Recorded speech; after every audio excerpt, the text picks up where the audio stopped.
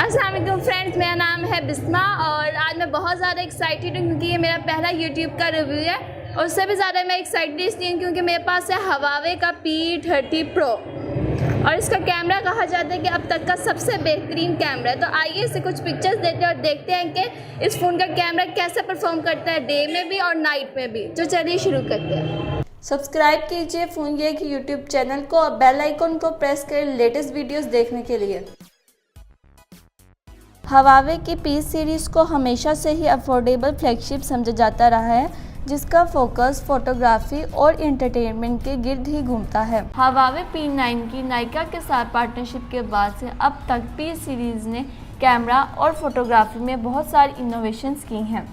तो क्या $1000 से ज़्यादा के इस फ़ोन को इसके कैमरे की वजह से ख़रीदना चाहिए? चलें इसके कैमरे को यूज़ करके देखते हैं कि क्या वाकई ये दाद लेने के लिए है या नहीं। इन फ़ोटोज़ में आपको काफ़ी अच्छा अंदाज़ा होगा कि वाइट्स और डार्क एरियाज़ काफ़ी अच्छे एक्सपोज हैं और कैमरा स्टैंडर्ड मोड में P30 Pro कलर्स को बिला वजह इंक्रीज़ नहीं करता जब तक आप AI या विविड कलर्स के ऑप्शन को सिलेक्ट ना करें। और अगर हम विविड कलर्स के ऑप्शन को सिलेक्ट करें तो कैमरा कलर्स की इंटेंसिटी को इंक्रीज़ कर देता है, जो कि आप इन दोनों पिक्चर के कंपैरिजन में नोट कर सकते हैं। इस फ़ोन में P30 Pro सॉफ्टवेयर की मदद से ही फ़ोटोज़ को मोनोक्रोम में कन्वर्ट करता है, जिसकी वजह से कलर्ड पिक्चर की निस्बत मोनोक्रोम में कुछ डिटेल्स माइनस हो जाती हैं।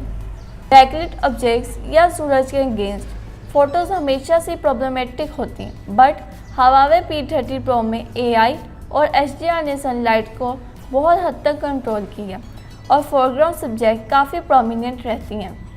HDR के बगैर फ़ोटोज़ काफ़ी वॉश आउट नज़र आती हैं, लेकिन HDR के साथ इमेजेस बहुत बेहतर कैप्चर होती हैं। हवावे P30 Pro में एक बहुत इंटरेस्टिंग मोड है जिसका नाम है सुपर मैक्रो मोड और इसकी मदद से आप काफ़ी स्मॉलेस्ट ऑब्जेक्ट की बहुत अच्छी पिक्चर ले सकते हैं। बट इसमें भी आपको काफ़ी चैलेंज फेस करना पड़ता है क्योंकि फ्यू सेंटीमीटर्स के डिस्टेंस से हैंड्स की शेकिंग को कंट्रोल करना बाज़ दफ़ा काफ़ी मुश्किल हो जाता है और समटाइम्स आपको मल्टीपल शॉट्स लेने पड़ते हैं एक परफेक्ट शॉट के लिए। P30 Pro में AI ऑप्टिमाइजेशन और मेन लेंस में बड़े अपर्चर का फ़ायदा ये है कि लो लाइट में ऑटो मोड में भी ये फ़ोन अच्छी पिक्चर्स कैप्चर करता है। मीनार पाकिस्तान की इस इमेज को अगर आप देखें तो P30 Pro पानी के सरफेस के टेक्सचर को भी कैप्चर करता नज़र आता है और सरफेस की डिटेल्स पानी में आसानी से मिरर कर रहे हैं। और इसी तरह से कैमरे ने स्टैंडर्ड मोड के ज़रिए से बादशाह मॉस्क की इस फोटो में तमाम मीनारों की डिटेल्स को रजिस्टर किया है, जबकि राइट साइड पे बैकग्राउंड में मीनार पाकिस्तान पर ज़्यादा डिटेल्स यूज़ किए बगैर विजिबल है। Huawei P30 Pro light source के अगेंस्ट अच्छा परफॉर्म नहीं करता। इस पिक्चर में कैमरा लाइट को स्कैटर कर रहा है और ये चीज़ हमें इस फोटो में भी देखने को मिली। P30 Pro का ऑटो मोड लो लाइट में अच्छी पिक्चर्स लेता है, पर एक्सट्रीम डार्क कंडीशन में आपको नाइट मोड पे स्विच करना ही पड़ता है। आप देख सकते हैं कि इन फोटोज़ में स्टैंडर्ड मोड के बजाय नाइट मोड ने ज़्यादा डिटेल्स कैप्चर की हैं। एक और अच्छी बात यह है कि अगर आपके हैंड शेकी नहीं है तो नाइट मोड थोड़ा बहुत शेक खुद ही कंट्रोल कर लेता है। नाइट में स्टैटिक ऑब्जेक्ट्स के लिए तो कोई मसला नहीं, मगर मूविंग सब्जेक्ट्स को कैप्चर करते हुए P30 Pro को कोई ज़्यादा कामयाबी नहीं मिली। ये फ़ोटोज़ ऑलमोस्ट डार्क में शूट हुई हैं और आप देख सकते हैं कि सिर्फ फारवे लाइट्स की मौजूदगी में मूविंग सब्जेक्ट को कैप्चर करना काफ़ी चैलेंजिंग था P30 Pro के लिए। पिच ब्लैक सिचुएशन में P30 Pro का ऑटो मोड में नॉइज़ लेवल कम रखने में प्रॉब्लम होती है। इन दोनों पिक्चर में लाइट मौजूद नहीं है और सिर्फ दूर से स्ट्रीट लाइट कॉरिडोर के अंदर आती महसूस होती है।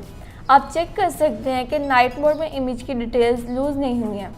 P30 Pro के लिए एक और चैलेंज 20 मेगापिक्सल के सुपर वाइड एंगल लेंस से फ़ोटोज़ की क्वालिटी को मेंटेन करना है। जितनी अच्छी फ़ोटोज़ स्टैंडर्ड मोड में नेचुरल कलर्स के साथ कैप्चर होती हैं, उतना ही वाइड एंगल लेंस इसके कलर्स को डिस्ट्रॉय कर देता है।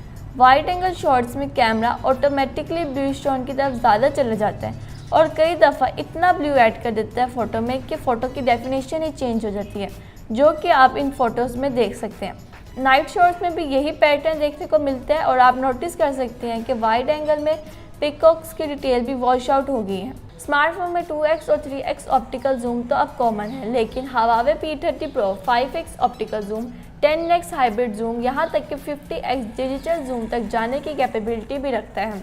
टेक्निकली इसको जूम नहीं कहना चाहिए क्योंकि 5x के लिए कैमरा 8 मेगापिक्सल के टेलीफोटो लेंस पर स्विच कर जाता है। अगर आप लाहौर में मौजूद इस रेप्लिका आईफिल टावर की इमेजेस को देखें तो आपको पता चल जाएगा कि जूमिंग करते हुए कैमरा कितनी डिटेल्स को मेंटेन करता है। और 50x जूम पर भी आपको टावर की टॉप की डिटेल्स काफ़ी क्लियर नज़र आ रही हैं, लेकिन इस जूम पर आपको मल्टीपल शॉट्स लेने पड़ते हैं क्योंकि 10x पे हैंड्स की वॉबलिंग बहुत बढ़ जाती है।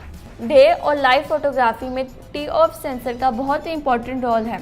ये एक 3D मैप क्रिएट करता है और सब्जेक्ट के डिस्टेंस को एक्यूरेटली कम्युनिकेट करता है, जिसकी वजह से लेंस और सॉफ्टवेयर उस इंफॉर्मेशन को यूज़ करके बहुत ही खूबसूरत पोर्ट्रेट्स बनाते हैं। इन पोर्ट्रेट शॉट्स में अगर आप नोटिस करें तो टी ऑफ सेंसर की वजह से फोरग्राउंड और बैकग्राउंड में एक बहुत क्लियर डिवीजन नज़र आ रही है। सब्जेक्ट के हेयर तक फोकस में है और ब्लर इफेक्ट बिल्कुल भी अनइवन नहीं है, लेकिन एक्सट्रीम लो लाइट में सेंसर की परफॉर्मेंस इतनी अच्छी नहीं है। इस पिक्चर में अगर आप नोटिस करें तो फ्लैश यूज़ किए बगैर डिटेल्स लूज़ होती हुई नज़र आ रही हैं और नॉइज़ लेवल काफ़ी हाई है, जिसकी वजह से पिक्चर काफ़ी कॉम्प्रोमाइज़ लग रही है। फ्रंट पर 32 मेगापिक्सल कैमरा अब कोई नई बात नहीं, मगर हवावे के इंटरनल मैकेनिज़्म की वजह से सेल्फीज बहुत अच्छी कैप्चर होती हैं और फेशियल डिटेल्स भी काफ़ी शार्प मिलती हैं। लेकिन अगेन एक्सट्रीम लो लाइट या डार्क कंडीशन में फ्लैश के बगैर सेल्फीज तो शूट करता है P30 Pro का कैमरा, मगर डिटेल्स ग्रैब नहीं कर पाता। सो लो लाइट कंडीशन में आपको फ्लैश की ज़रूरत हर सूरत में ही पड़ेगी। सो दोस्तों, कैसा लगा आप लोगों को रिव्यू? मुझे तो बहुत ज़्यादा मज़ा आया है। अगर आप लोगों को ये वीडियो पसंद आई है तो वीडियो को लाइक करें, इसे शेयर करें और कमेंट एरिया में हमें बताएं कि आपको ये वीडियो कैसे लगी है और इस फ़ोन का कैमरा कैसा लगा।